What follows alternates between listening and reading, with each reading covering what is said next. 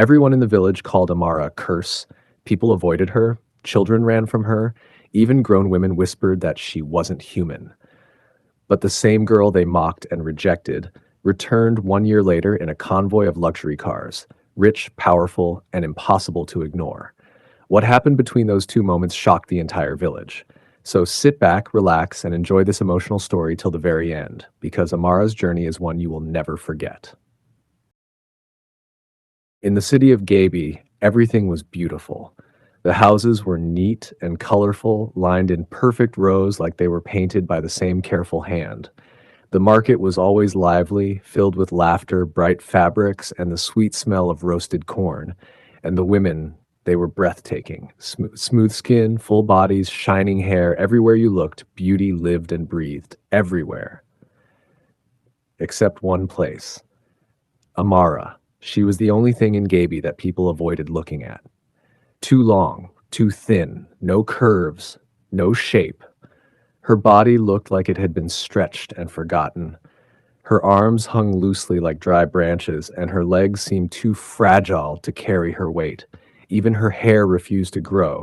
People didn't just call her ugly, they called her a mistake, a curse, something that should have never been born. She is not normal, the women would whisper. I'm telling you, that girl is not human, another would reply. Maybe something entered her mother's womb, and they would all nod, convinced. Amara heard it all. Every whisper, every insult, every cruel laugh that followed her like a shadow. But she never spoke back. She simply walked with her head down, as if the ground was the only place that accepted her presence. The only person who never saw her that way was her mother.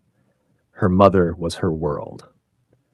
Come here, my beautiful daughter, her mother would say, stretching out her arms with a warm smile. Beautiful. That word sounded strange whenever her mother said it, but Amara held on to it like it was the only truth that mattered. Her mother would sit her down, rub skincare gently on her dry skin, and rub oil on her bare head, and hum soft songs that made everything else disappear.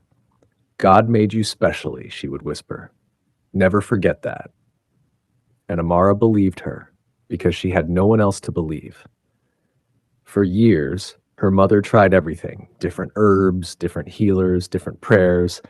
She spent all her money hoping something would change, hoping one day Amara would look like the other girls, but nothing ever changed.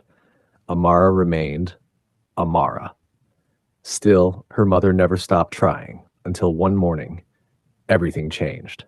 That day started like every other day. Amara stirred from her sleep.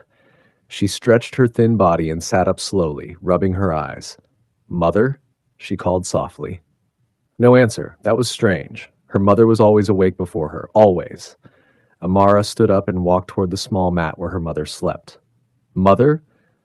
She called again, a little louder this time. Still nothing. A strange feeling crept into her chest. She moved closer. Mother, it's morning, she said gently, reaching out to touch her. The moment her fingers brushed her mother's arm, she froze. Cold, not completely cold, but wrong. Her mother's body felt heavy, stiff. Mother? Amara's voice trembled. Slowly, her mother's eyes opened, but something was off. Amara's heart dropped. Mother! What is happening? She whispered, panic rising in her voice. Her mother tried to lift her hand, but it didn't move. Only one side of her body responded weakly. The other side lay still, like it didn't belong to her anymore. Amara stumbled back in fear. No, no, no, she muttered, shaking her head.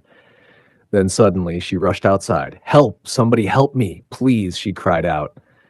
Her voice echoed through the village. People heard, but they hesitated. Some peeped through their windows. Others stood at a distance. No one rushed forward immediately. Because it was Amara.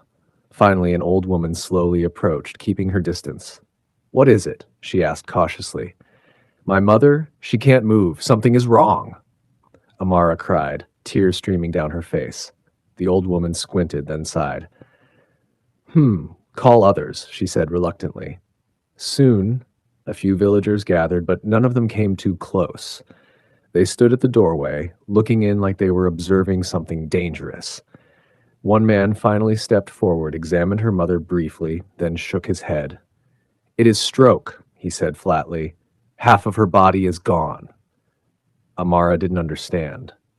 Gone? What do you mean gone? She's right here, she cried. The man avoided her eyes.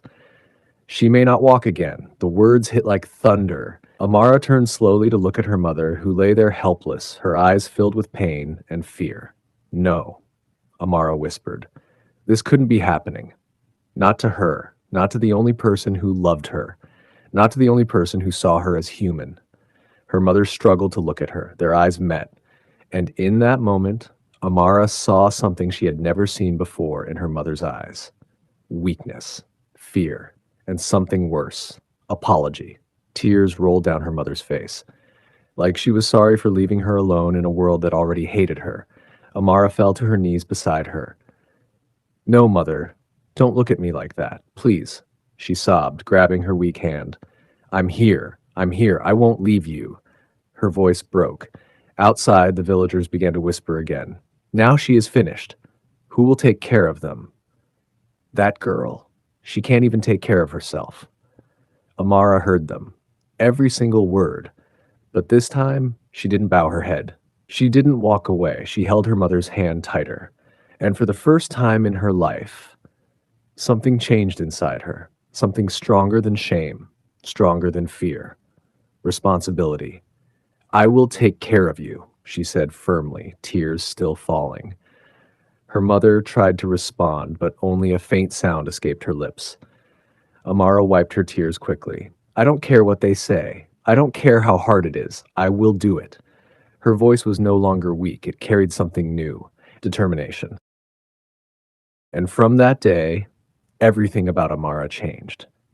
The next morning, before the sun could fully rise, Amara was already awake. She gently cleaned her mother's body, wiped her face, and adjusted the thin wrapper covering her. Her mother could barely move, barely speak, but her eyes followed Amara everywhere. Those eyes still held love, and that was enough. I'm going to the market, Amara said softly. I will get your herbs. Her mother tried to respond, but only a faint sound came out. Still, Amara understood. She always did. With a small basket in her hand, Amara stepped out. The air was cool. The village was just waking up. And just like always, the moment people saw her, everything changed. A group of women fetching water suddenly froze. She's coming, one whispered. Ah, God forbid, another snapped quickly, turning her face away. A young girl dropped her pot and ran inside. Two women quickly covered their eyes with their wrappers as Amara walked past. She will spoil my day, one muttered. Early morning bad luck. Amara heard them. She always did. But this time, she didn't slow down. She didn't look down. She didn't stop. Her steps were steady. Her face was calm, because now she had a reason stronger than their hatred. Her mother. Every single morning, she walked through that same path, ignoring the stares, the whispers, the fear. She went straight to the market, straight to the old herbal woman who sold the bitter mixture her mother needed. Ah, you again, the woman said, squinting at her. Amara nodded. Yes, Mama. Please, I need the herbs. The woman hesitated for a second, then handed it over. Even she kept her distance. Amara paid with the little money she had left and turned back home. This became her life. Every day, every morning, no matter the weather, no matter the insults, no matter the pain, she kept going. Then one morning, something different happened. As Amara walked down the usual dusty road toward the market, she noticed something unusual. Two shiny cars, parked at the edge of the village. Cars like that had never entered Gaby before. Beside them stood two men, tall, well-dressed, clean suits, polished shoes. They looked completely out of place, like they came from another world. Amara slowed down slightly, her heart beat faster. People like that didn't come to villages like hers. Still, she gathered courage, lowered her head slightly, and greeted politely, "Good morning, sirs." They both turned to look at her. For a brief second, everything went quiet. Amara quickly walked past them, not waiting for a reply, but as she moved ahead, she heard it.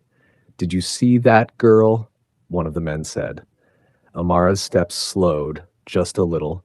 "She can replace Zara perfectly well. What do you think?" The other man laughed loudly. Oh, please, save me that headache.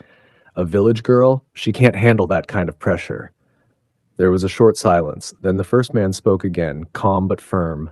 Let me talk to her first. If she agrees, I will prove you wrong. Amara's heart skipped. She didn't understand what they meant. Replace who? Handle what? She didn't turn back. She just kept walking. But something about those words stayed with her. A week later, Gaby had never seen such a day. The sound came first. A loud engine. Then another. People rushed out of their houses in confusion. What is happening? Who is coming? The cars drove straight into the village and stopped, right in front of Amara's hut. Silence fell. Shock spread like wildfire. Wait, they came for who? No, it can't be. They came for Amara, the same girl they ran from, the same girl they called a curse, now had visitors from the city. The two men stepped out of the car, Mendez and his friend. Amara stood frozen at the entrance of her hut. Her heart was pounding. Good morning, Mendez said with a slight smile. Amara nodded nervously. Good morning, sir. We have come for you. As discussed, he continued. The villagers gasped. For her? Mendez stepped closer. He paused, studying her face carefully. There is something about you, something rare, something the world needs to see. The villagers exchanged looks. Some scoffed, some laughed quietly, but Mendez didn't care. We will take you to the city, he continued. Train you for 2 months. If you do well, we keep you. If not, we bring you back. Amara's breath caught. The city? What about my mother? She asked softly. Mendez followed her gaze. She will be taken to the hospital, proper treatment. Tears filled Amara's eyes instantly. This was more than an opportunity. This was hope. Real hope. She looked back at him, her voice shaking. I will try my best, sir. Thank you for this opportunity. That same day, everything changed. Amara and her mother were taken out of the village. The same villagers who once ran from her now stood in shock, watching as the curse they rejected drove away in luxury. The city was overwhelming. Tall buildings, busy roads, lights everywhere, noise, life. Amara felt small, lost, but there was no time to be afraid. Her mother was taken straight to the hospital. Doctors surrounded her, machines, treatment, hope. For the first time in a long while, Amara could breathe. Then her own journey began. Training, hard training, walking, speaking, posture, confidence, how to smile, how to look, how to stand. Everything was new. Everything was difficult. People doubted her. Some laughed behind her back. Where did they find this one? She looks too strange. She won't last 2 weeks. Amara heard it all. But she didn't stop. Every time she felt like giving up, she remembered her mother, lying on that hospital bed, fighting. So she pushed harder, day after day, step by step, slowly. Something began to change, not just outside, but inside her. Her walk became stronger, her voice became clearer, her eyes held confidence, and her face, the same face they once mocked, now began to shine. 2 months later, the same girl who was called a curse, now called a queen. Her unique look became her power, her story became her strength, her presence became unforgettable. People admired her, praised her, celebrated her. And back in Gaby, the villagers stared at her face on posters and newspapers in disbelief. Is this Amara? No, it can't be. But it was. The girl they rejected had become the one the world could not ignore. And as Amara stood in front of a large billboard with her face on it, tears rolled down her cheeks, and deep inside her heart, she whispered softly, Mother, we made it. A few months later, something strange began to happen in the village of Gaby. Men arrived early one morning with loud machines and heavy tools. They went straight to the edge of the village, Amara's house. The same small, weak hut that once struggled to stand against the wind. People gathered from a distance, whispering, What are they doing there? Why her house? Before anyone could understand it. Crash! The hut came down. Completely. Dust filled the air as the only place Amara had ever called home disappeared in minutes. Some villagers gasped, some shook their heads. What is really happening? But before the dust could even settle, new materials arrived. Blocks, cement, Glass, iron, more workers, more machines, and then construction began. Day and night, nonstop. The villagers watched in shock as something they had never seen before started rising from the ground. A house? No. This was not just a house. It was a mansion. Walls stood tall and smooth like those in the city. Large glass windows reflected the sunlight like mirrors. The roof shined. The compound was wide and fenced with strong gates. Within weeks, Amara's old hut was replaced with the finest house Gaby had ever seen. No one spoke loudly anymore. No one mocked. They all gathered every day staring at the beauty of the mansion. Then came the day no one would ever forget. Exactly 1 year after Amara left Gaby, cars lined up one after the other, moving smoothly into the village like something out of a dream. The ground seemed to shake. Children ran barefoot, shouting in excitement. Cars! Big cars! Women rushed out, adjusting their wrappers quickly. Men stood in silence, eyes wide. What is happening today? Who is this? The convoy didn't stop in the village square. It drove straight to the new mansion. And then, one by one, the cars stopped. Then 4 uniformed security men stepped out quickly. They moved in perfect coordination and opened one of the car doors. Everyone held their breath. And then a leg stepped out.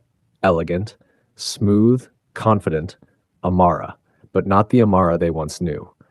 This Amara was different. Her skin glowed like soft gold under the sun. Her body, once mocked, now carried grace in every movement. Her head, her same bald head, was held high, not in pride, but in quiet strength. Her clothes were simple but expensive, flowing perfectly as she stepped forward. The same girl they once ran from now looked like someone they could not even stand beside. A queen. Then another hand appeared from the car. Amara turned gently and helped her mother out. Gasps filled the air. Is that her mother? No, it can't be. But it was. Her mother stood tall, strong, healthy. Her skin was smooth and glowing. Her body, once weak and lifeless, now full of life. She smiled, and it was a smile that carried peace. The same woman who once couldn't move now walked with elegance. Tears filled many eyes in the crowd. Because they remembered how they ignored them, how they whispered, how they stayed away. And now, look at them. Amara held her mother's hand gently as they both stood in front of the mansion. Not a word was spoken, but their presence spoke louder than anything. Later that day, the news spread like wildfire. Amara is back. She came with many cars. Her mother is healed, and listen, she is getting married in 2 weeks' time. The entire village exploded with excitement. Preparations began immediately, but this was not the kind of preparation Gaby was used to. No, this was different. Very, very different. Tents arrived.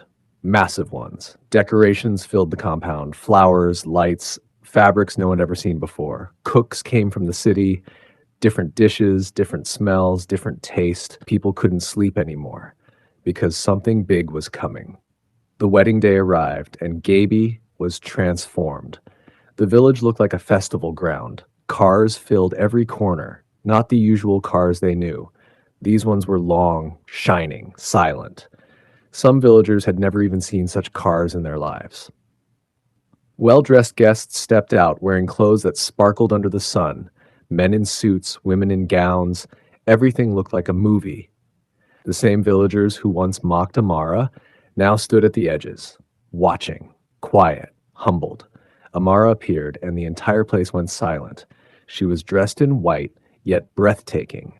Her face carried calmness, strength, and peace. Her mother stood beside her, holding her hand tightly. Tears of joy filled her eyes. This is my daughter that everyone rejected, her heart seemed to say. The ceremony began. Soft music played. Vows were made. But for many in the crowd, they weren't just watching a wedding. They were watching a story, a transformation, a miracle. The girl they once called a curse now stood as the pride of the land. Some women wiped their tears quietly. Some men bowed their heads in shame because deep down, they knew the truth. They were wrong. Completely wrong. As the celebration continued, laughter filled the air once again, but this time, No one ran when Amara walked. No one hid. No one whispered. Instead, they watched her with respect, with admiration, with regret. And as Amara and her handsome husband stood in the middle of it all, surrounded by light, love, and honor, Amara looked around slowly at the same village, the same people, the same ground she once walked alone. Then she smiled softly, not out of pride, not out of revenge, but out of understanding. Because her story was never about proving them wrong. It was about proving that even the most rejected soul can become the most celebrated. As they stepped into their car and drove off in the convoy, the villagers stared at them while theirs. One truth remained clear in every heart that day. The girl they once called a curse was the greatest blessing they never recognized. And that's how the girl they once ran from became the one the world ran to. From God forbid to God did it. Amara didn't just change her life, she changed the meaning of rejection. So before you judge someone, look again, because the person you ignore today might be your greatest inspiration tomorrow.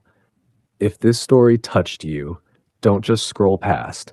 Drop a comment, share it with your besties, and hit that follow subscribe button for more powerful stories like this. And tell me in the comments, do you think the villagers deserved her kindness in the end?